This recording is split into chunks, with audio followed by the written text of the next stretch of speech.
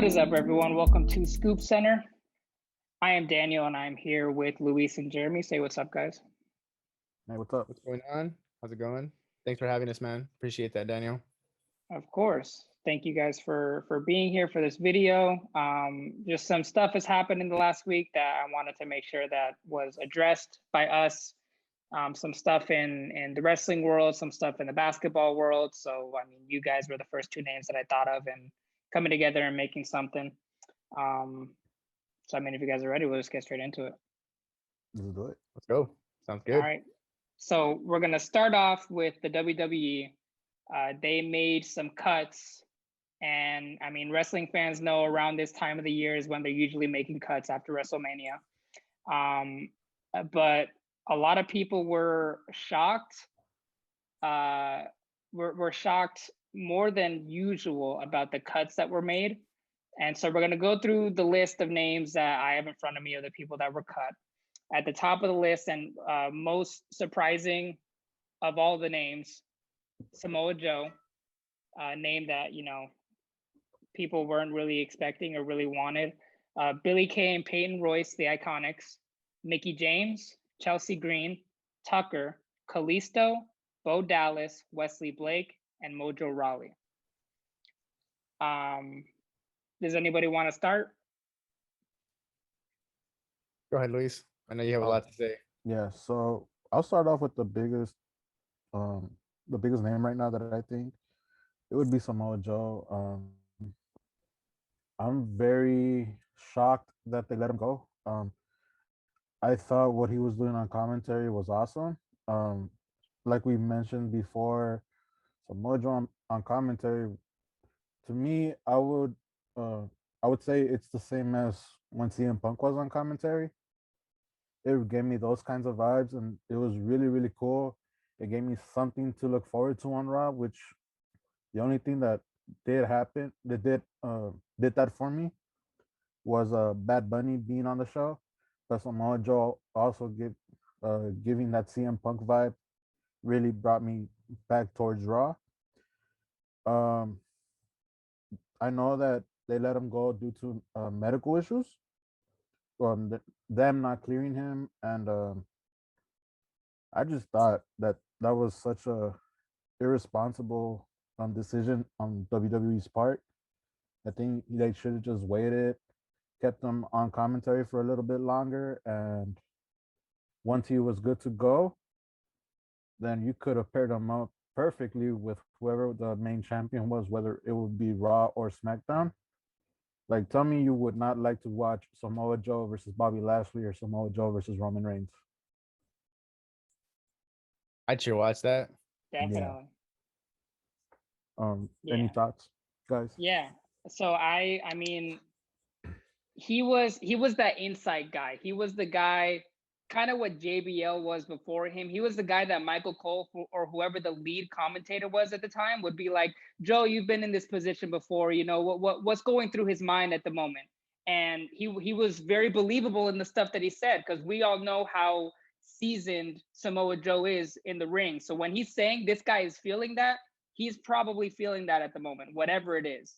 And like I said, the closest thing to what Joe was doing before him was, I think, JBL, because Michael Cole would ask JBL a lot of times, you've been in this situation, and JBL's answers were always very insightful.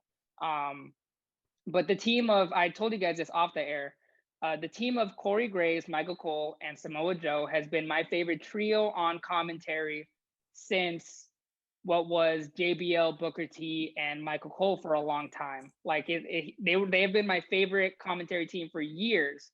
So for Samoa Joe to, I mean, I had heard news. It was surprising to see him just cut, because I had heard news, as we've all heard news, that he was going to come back to the ring. He was going to make an in-ring appearance. And part of me was kind of like, that's awesome. I love watching Samoa Joe wrestle, but we're also losing him on commentary, which I had really been enjoying. So it was like a bittersweet thing. And now it's just a bitter thing, because it's like now he's not in the ring or on commentary. So it's like I'm not happy right now. I don't think a lot of people are happy right now. I feel like there's probably stuff that we're not aware of. There has to be something in that meeting that we don't fully know about, and that's with any big news like this. But there's some we don't know about. We know that he wasn't medically cleared, but there has to be a reason WWE made this decision, whether it's moving forward with the talent that they have now, whatever it is. But it's one of those decisions that, at least for the time being, the fans are going to be like, yeah, no, we don't agree with this. Yeah, I had read somewhere that he only wanted to wrestle, as great as he was on the microphone, according to what I read, I'm not saying it's true or not. I could have been just a rumor, but it said that he only wanted to wrestle. And I'm assuming because he wasn't medically cleared, that's kind of what led to the decision of him being released. And I agree with exactly with what you said, Daniel. Before it could have been seen as a bittersweet moment to see him back in the ring instead of on the microphone. And now we don't get to see him in any position. And that's rough, because like you said, he was a very great commentator as far as giving you insight with what's going on, because he's been in those positions. Michael Cole is great and he's a, very colorful commentator, but you can kind of think of Samoa Joe more as like the play-by-play analyst who would break down what was going on in great detail because he has that experience in it. So losing him regardless is a big blow to the WWE as a company. And I think to us as fans, we see it as a huge blow as well. That's kind of the style that just about any sports commentary team has. You have like the person that is actual like a commentator, probably did not spend any time actually in the sport, but they are just like a linguistic master who, is very great at their job. And next to them is usually someone who is a very seasoned veteran who, didn't necessarily go to school for journalism or for being a commentator or anything like that, but his knowledge of the sport is what makes him entertaining and a good color commentator. And so Samoa Joe was that. And so yeah, to see him go is a loss for the majority of people like us who were enjoying having him in WWE. I remember when he debuted in WWE, it was huge. It was giant news because Samoa Joe before then had been so connected to especially TNA. And it was like, I had never thought we're going to see Samoa Joe in WWE ever. And to see him come to WWE was like, whoa, like my mind was blown. Yeah. I think, he's one of the gods in indie wrestling. Um, Wherever he goes, he touches gold. And I was kind of hoping that the same thing would have happened here in WWE. Yeah. Samoa Joe is like wrestling fans know who Samoa Joe is. And it is widely known by anyone in the wrestling world that Samoa Joe is one of like the real tough guys in wrestling. Like he is one of those guys that will actually take your head off if you piss him off the wrong way. Like he's actually like he's about that. So yeah, I mean, in other a pair on the list, seeing the Iconics go. I know, Luis, you weren't exactly happy to hear about that. Billy Kay and Peyton Royce. I mean, besides Samoa Joe, I'm not necessarily surprised by anyone else on this list. And even to an extent, I'm not super surprised about Samoa Joe because there was obviously some kind of disagreement when it came to him medical wise, right? But everyone else on the list, it's like even just the slightest bit of me, it's like, okay, I get it. Like there are so many talented female wrestlers in the WWE right now that it's like they're going to carry on without the Iconics. They're still the women's wrestling, the women's division in WWE is going to be amazing no matter what. But what I'm not going to say that they weren't entertaining, that they weren't providing something. I did enjoy the Iconics. Like I didn't enjoy them as much as some wrestlers, but they weren't like awful or anything like that. They were still pretty good. But because they weren't like an untouchable wrestler, I'm not all that surprised. But I mean, I know Luis, you weren't happy about this. No, again, I just think for the Iconics, I think the biggest mistake there was splitting them up when they did. They did split them up in a match between the Iconics and the Riot Squad. And at that point, the Riot Squad had been separated, but then put back together. Mm-hmm. Honestly, for that match, I think the Iconics should have just stayed together. They're better off as a duo than separate. Clearly, we've seen how that went down. Um, Yep. Peyton Royce is such a good wrestler that it like you want to talk about Cesaro being underrated. She's the female version of Cesaro. Super underrated, very talented in the ring. And we've heard praises from Bailey, Becky Lynch, girls that actually known her from down in NXT, even before NXT when they were still just in developmental. Um, I saw her match with Asuka a couple weeks back, and it was a pretty solid match.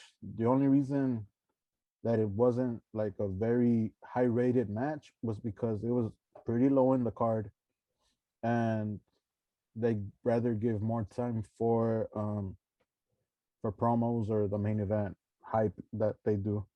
Yep. Um, yeah, I think the biggest mistake was just splitting them up in general. I think they should have stayed together. The little reunion they had back in the Rumble was dope.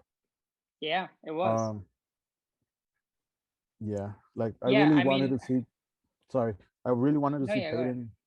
Peyton. If they were to like give them singles careers, like at least have one of them as a manager.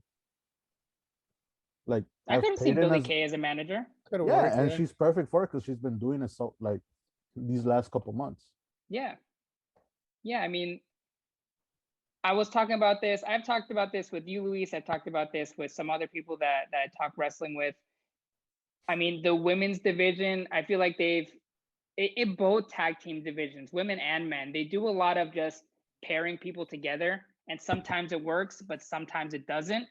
And I feel like there's not a lot of there's not a lot of believability in like the actual teamsmanship of some of the tag teams. But the Iconics was never like that because you knew Billy Kay and Peyton Royce were actually friends in real life. Like you knew they were actually like they had each other's backs.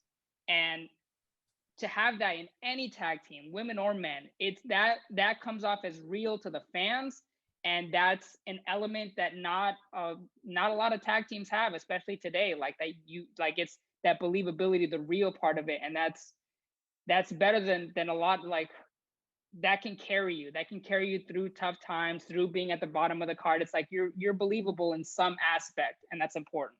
So so I mean, I'm with you on that. I did not think they should have been broken up either. Yeah, and then what got me a little bit more upset is that they did try to throw them back into the tag team scene with Peyton Royce teaming with Lacey Evans and Billy Kay teaming up with Carmella, I believe, or Yep. at least Yeah. for Mania with Carmella. But before that, they were like trying to push her towards the Riot Squad, and like it's just like bad creative in that Decisions. sense. Yeah. Bad creative decisions, yeah. Yep.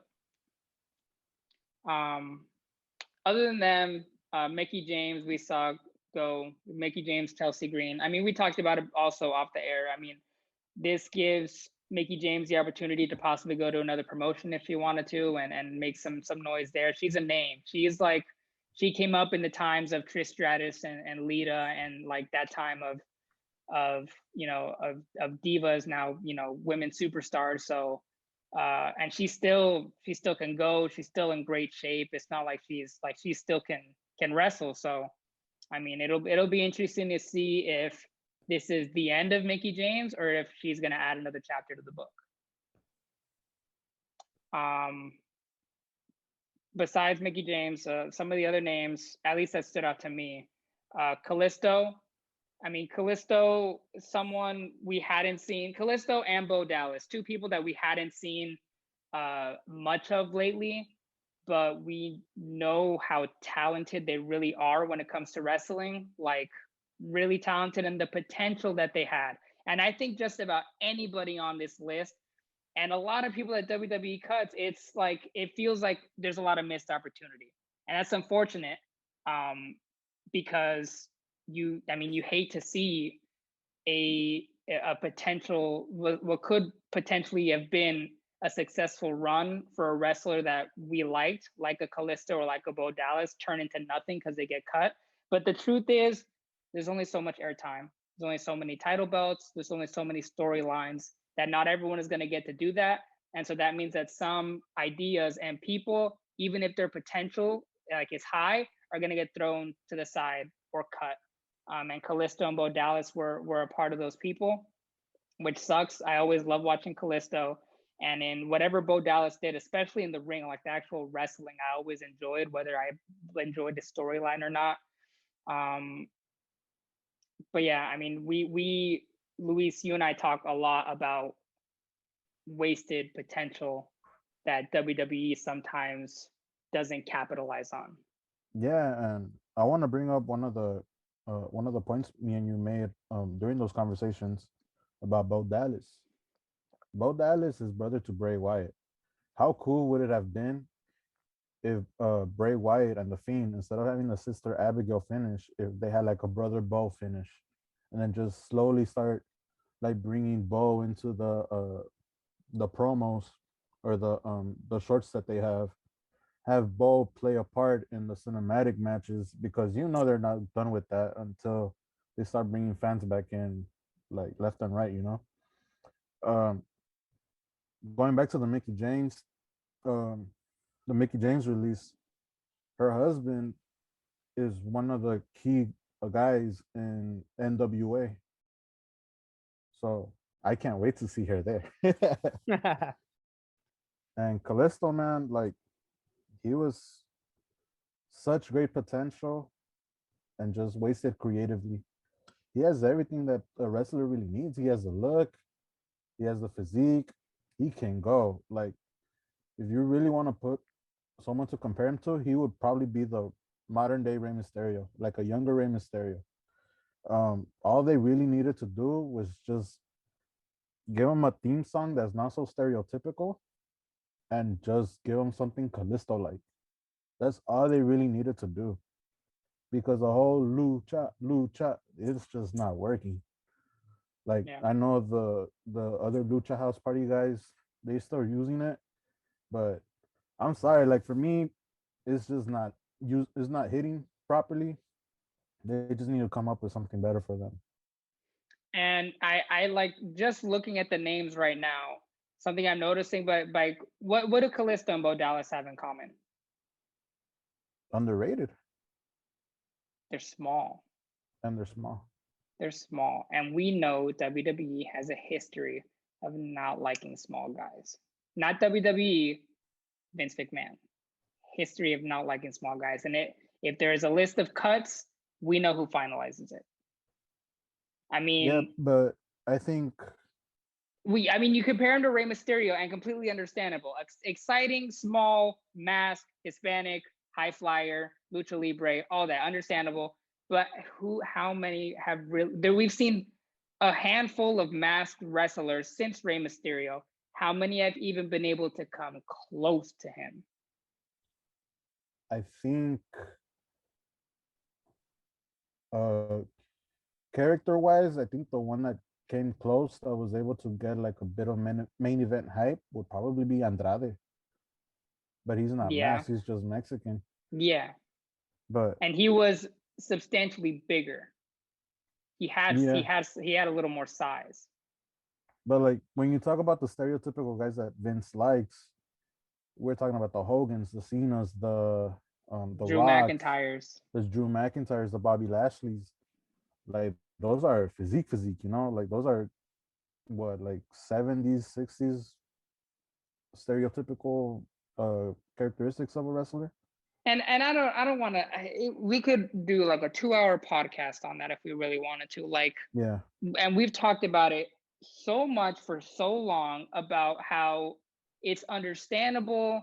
You know, Vince McMahon wants whoever is holding the belt, the look to be believable, that guy could knock the head off of anyone else on the roster. I get it, but I want a champion who, I don't care what the heck he looks like. You put him in the ring with someone and he can destroy them in any form of wrestling that you want to go. You want to go just trading blows? We'll trade some blows. You want to go with some technical wrestling? I'll throw you in a dozen submissions in a couple minutes. Like just like an all around just unbelievable wrestler. And if they have the physique, they have it. If they don't, they don't. Like that's what I want. A champion is someone that, you know, deserves it. It's not a beauty contest. It's WWE. And I'm not I'm not bashing Drew McIntyre or anyone that's a champion right now. They're good wrestlers. But it should be I feel like it's 70-30 look wrestling, and it should be much closer and a much more balance for that. I think that's why NXT thrives right now, because they're more wrestling than Yes. looks or the promos or the show is part of it. You know what I mean? Adam Cole by no means is a huge dude. He's not a big guy. Like, you see him come down the ramp and it's like, he looks good. Like, he's a believable wrestler. But I mean, put him next to Drew McIntyre. He's not a big guy. But man, the dude can wrestle, and he is captivating. Like that's who I want as my champion. Yeah. I think I just want to bring up a point that me and you made a couple times over the past. Vinny Mac gotta go. He needs to go already. We know he's not gonna go anywhere. We know he's not, but he needs But to. we want Triple H. Yes, we do. We want Triple H holding the reins to all of it. Yes, we do. And we're not the only ones. I've seen that so many times in social media comments. I've seen that so much. Everyone is like, we want Triple H to be, deciding everything. We think that the wrestling would be so much more highlighted. Yeah, for sure. And for sure the creative is not gonna be there anymore. Like, at least from what I've heard, that in backstage they have like at least 20 producers and so many stuff for a creative team that it's pretty ridiculous when you have so many wrestlers that could have been used differently. Like, if there should be cuts, it should probably be on the producer side and the creative side. Yeah. Yeah, I mean, I can't remember who exactly said it, but someone said a quote. They said, I mean, even the cafeteria menu gets run by Vince McMahon, and I feel like it doesn't matter how old the guy is. I would bet lots of money that he's still in at least like 95% control of everything that goes on. I mean, it's who he is. It's who he's been for decades. And he's still like going. Like, he was at WrestleMania doing, like, talking, and it's like he's still Vince. Doesn't matter how old he is, he's still Vince McMahon. Mm-hmm. And so he's still in control and deciding things.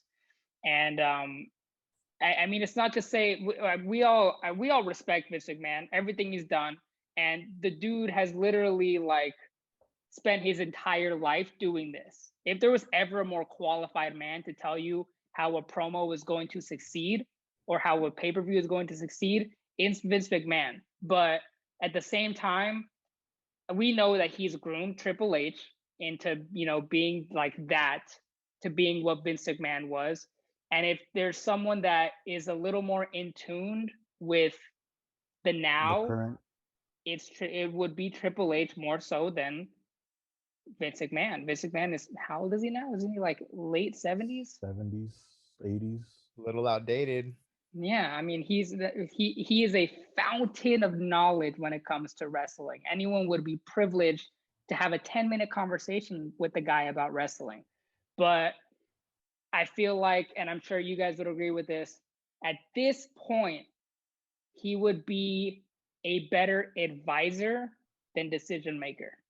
He would be, Triple H makes a decision, goes to Vince McMahon for advice on how to do it, but Triple H makes that final decision.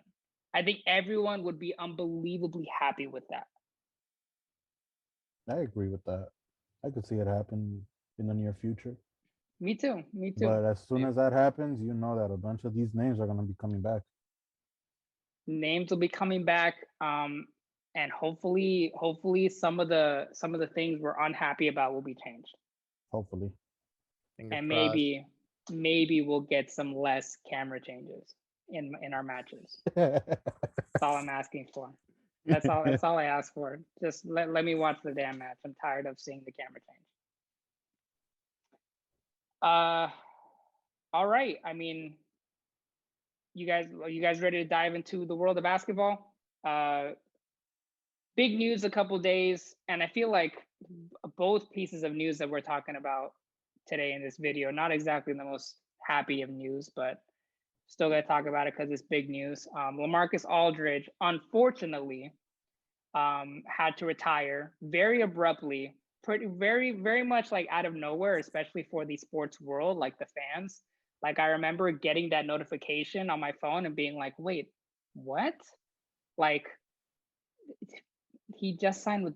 Wait, what? Like what's going on?" Like I was at work, couldn't really see it. I just got the notification, couldn't. So I spent like the next like I don't know couple hours just like in my own head of what the heck was going on, and then saw that it was a medical issue, which is the worst when anyone in any sport or any part of their career just doing anything, when you have to leave on anything other than your own terms, it sucks. It sucks for them to have to do. It sucks for us to have to see, because you want to see a guy like that who was a very great basketball player and very well respected and liked by his peers go out the way that he did because of a medical condition, something he can't control.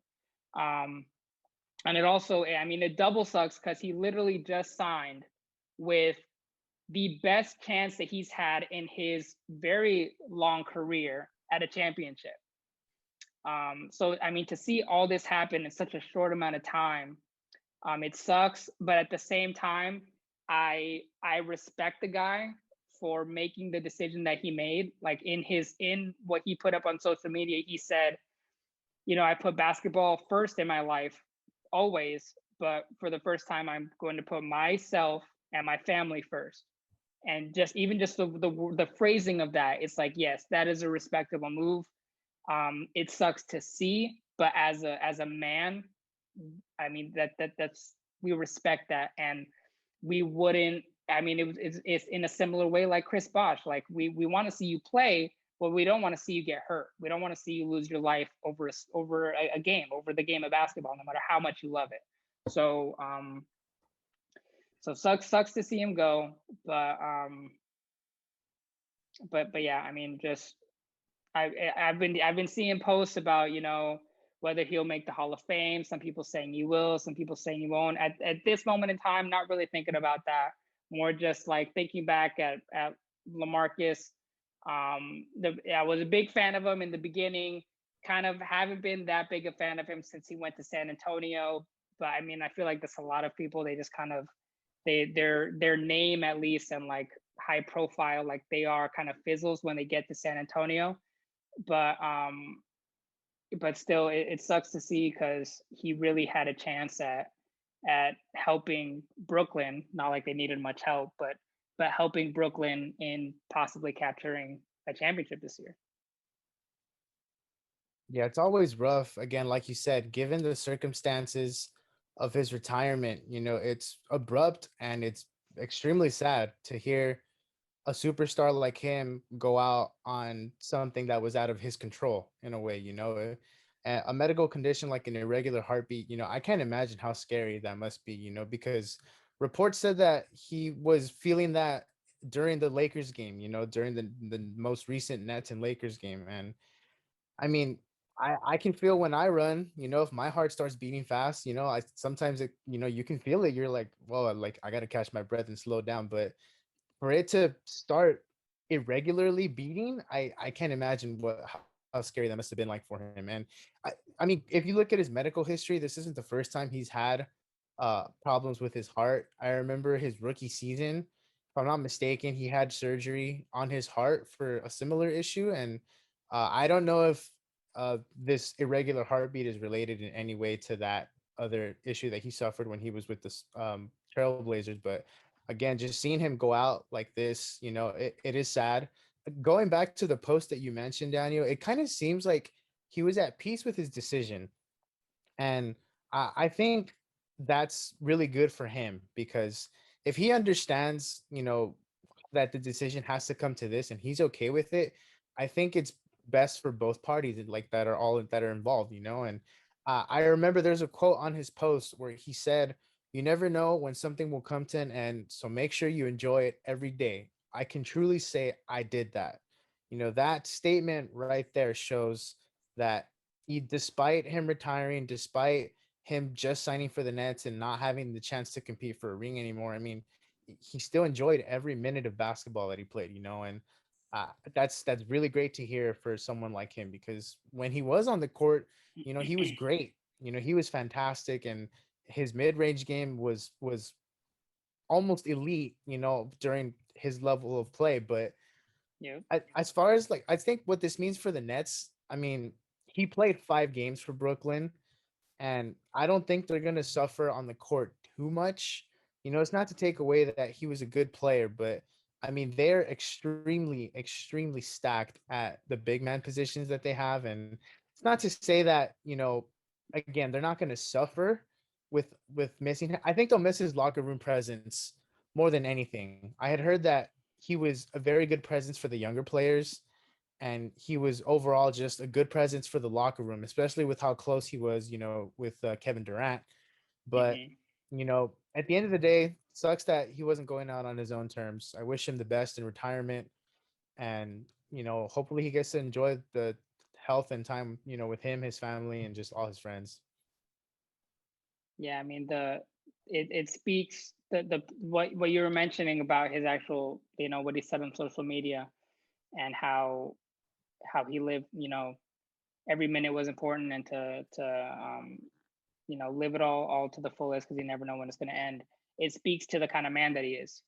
It speaks to, his character, and his drive. And PJ Tucker put a post on Instagram where he said he had never met someone with the work ethic that LaMarcus Aldridge had. It just, like, all this stuff that's coming out about him, it speaks to who he was, on and off the court, and who he was from what everyone is saying and from what we've seen is great. And it sucks to not be able to see that actually be a part of the NBA organization anymore as a player. But like you said, what matters is that he's healthy, that he's okay, that he gets to be with his family, that not to risk anything he doesn't have to risk just for basketball. I mean, his health is the most important thing. Anyone's health is the most important thing. So Always. like you said, wishing him the best. And you know also, like you said, Brooklyn, they're going to be fine. It's not like they're not a contender anymore. He would help them. Of course, he would help them in whatever way he was going to be helpful, on or off the court, in the locker room, whatever. But you know, they'll be able to. They're still a title contender, and yeah, I mean, for it to happen, for all this to happen so close to when he had just signed with Brooklyn, and like I said before, in a time where this was the best shot that he's had in his career at getting a championship. My first thought, if that was me, if I was in those shoes, at first I would be unbelievably furious just at everything. There's all this stuff happening at this, like, how it happened. It's just like, really, like, how, like, just the terrible, like, timing of all this, and like it would feel horrible. But then I would take a step back and I would think it just wasn't meant to happen. I wasn't, like, maybe Brooklyn goes on and wins the ring, but I mean, it wasn't in the cards for me in my career to win a championship. Does not mean I did not have a great career, because he did. He had a great career, and he is, like I said, respected by fans, respected by his peers, by his coaches, by everyone. So it's like he can still step back, ring or not, and be proud of what he did. And by what we saw in that social media post, that's exactly what happened. Oh man, yeah, just a weird week in some of the sports that we enjoy, Mm. uh, and it will, the things that we have seen this week will we'll see what happens from the things that we've seen, from LA retiring to the cuts that the WWE has made. It's those events are going to affect the sport or a team or something. Something, it's gonna change something. So it'll be interesting to see what happens next. Do either of you guys have any final thoughts on anything we talked about? I think this is Um, just a reminder, sort of like, I mean, it's like you said, the news that we spoke about today, it wasn't all positive. It wasn't all, you know, happy, positive bringing news. It's kind of a reality check, in both sports, and it sucks, you know, that it has to be this way, but unfortunately, that's kind of how life is. You know, sometimes, you know, we see cuts on teams or like in the WWE, and sometimes we see players get injured. You know, and that's kind of the downside to sports and the downside to, you know, being in entertainment like that. But it's how it is, and you know, it might be a little hard to accept, but at the end of the day, it's a part of it, just like the good times and good news is. Yep. Yeah, completely agree. In regards to LA's retirement, we want to wish him healthy recovery. Hopefully he's able to beat this. And the releases from WWE, they're all big names with that WWE uh, curtain over them. Once they get that curtain out of the way, they're gonna be doing big things in whatever organization, company, country, wherever they decide to go. They're gonna be doing big things. I can already see everybody being title holders elsewhere. Yeah, yeah, and like we have said before, for WWE, there's only so many spots, and I mean we've had talks about, you know, TV time and how important it is for, you know, to get that TV time, and that, you know, it's competitive, and it's just, there's WWE, there's so many superstars, so many superstars that deserve that TV time, and not enough spots to go around. So I mean, like you said, for at least for a good amount of the people that were cut, would not be surprised in any way to see their names somewhere else and to see them doing big things in other places. And I'd welcome that. I would love to see that. Would be Same. good. I want to thank you both again for joining me on this, and for, you know, talking about this stuff. Love talking both these sports with you guys. Likewise, bro. Always a pleasure coming on with you and talking wrestling, basketball, whatever it may be. Yeah, same. I'm in agreement with Luis. It's always a pleasure to come on and do these videos with you, have these conversations with you. And I mean, it doesn't matter whether it's good or bad. It's again having these conversations about these sports, you know, about the NBA, about WWE, about anything else that we talk about. It's always good. You know, it's a conversation that almost never stops, and Hmm. it's fun. It's fun. Definitely. All right. Well, thank you everyone for tuning in, and we will see you next time.